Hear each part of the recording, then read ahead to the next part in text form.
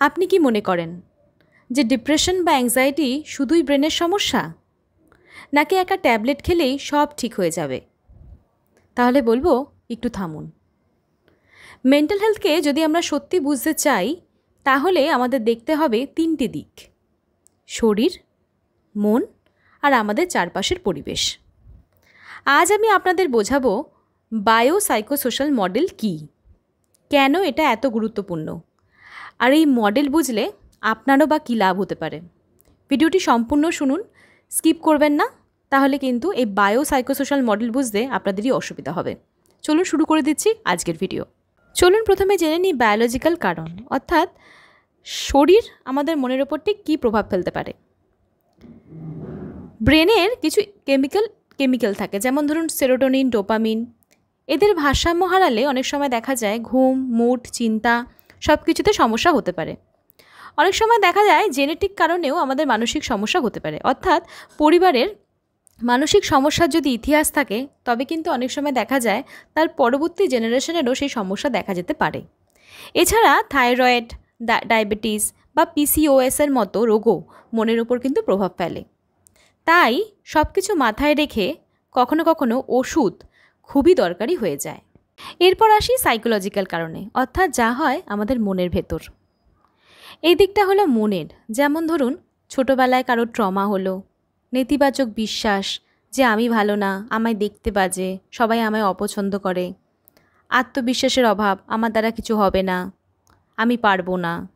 অনেক সময় দেখা যায় যে স্ট্রেস সামলাতে না পারা। কিন্তু আপনাদের বলে রাখি, এইসব ক্ষেত্রে কিন্তু কাউন্সেলিং বা সাইকোথেরাপি খুবই ভালো রোল প্লে করে।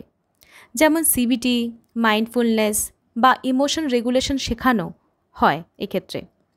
এই থেরাপি আসলে শেখায় কষ্টের সঙ্গেও কিভাবে বাঁচা যায়, ধীরে ধীরে কিভাবে ঘুরে দাঁড়ানো যায়। এরপর আসি এনভায়রনমেন্ট, মানে সোশ্যাল, অর্থাৎ আমাদের চারপাশের পরিবেশ। এই অংশটা কিন্তু খুবই গুরুত্বপূর্ণ, কারণ মানসিক চাপ অনেক সময় আসে আমাদের চারপাশ থেকেই। যেমন ধরুন পরিবারে ঝামেলা হলো, আর্থিক চাপ বা চাকরির অনিশ্চয়তা, একাকিত্ব বা সামাজিক সাপোর্টের অভাব। দেখা যায় দেখবেন একই ধরনের মানসিক কষ্ট দুরকম ব্যক্তি পাচ্ছেন, কিন্তু হয়তো তাদের পরিবেশ আলাদা। একজন হয়তো খুব ভালো পরিবেশে আছে, সেই জন্য সেই মানসিক কষ্ট পাওয়ার পরেও সে সেই মানসিক কষ্টটা সামনে নিতে পারছে, কিন্তু যে খারাপ পরিবেশে আছে দেখা যাচ্ছে যে সে ভেঙে পড়ছে। তাই সমাজ বা সম্পর্কের অবস্থা বদলানো অনেক সময় কিন্তু চিকিৎসার একটি অংশ। তাহলে চলুন এবার জেনে নিই কেন ওষুধ ও থেরাপি দুটোই দরকার। অনেকে ভাবেন যদি ওষুধ খাই থেরাপি দরকার কি, আবার কেউ ভাবে থেরাপি করলেই তো চলবে, ওষুধ কেন খাবো। কিন্তু এই দুইটা আসলে একে অপরের পরিপূরক। ওষুধ ব্রেন কেমিক্যালের ভারসাম্য ঠিক করে, থেরাপি চিন্তা, আবেগ ও আচরণে ইতিবাচক পরিবর্তন আনে, আর ভালো পরিবেশ মানসিক সুস্থতাকে স্থায়ী করে তোলে।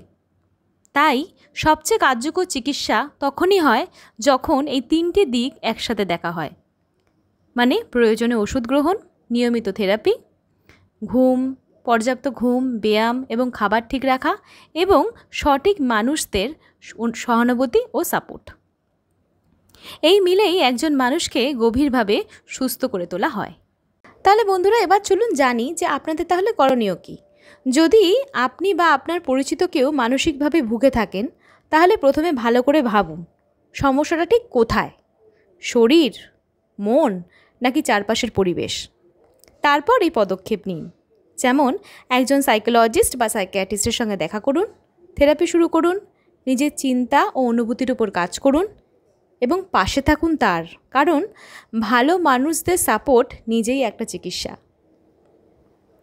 মেন্টাল হেলথ কোনো একমুখী বিষয় নয়, শরীর, মন আর সমাজ তিনটি একসাথে আমাদের অভিজ্ঞতা গড়ে তোলে। তাই নিজেকে দোষ দেবেন না। সহায়তা নেওয়া কোনো দুর্বলতা নয়, বরং বুদ্ধিমানের কাজ।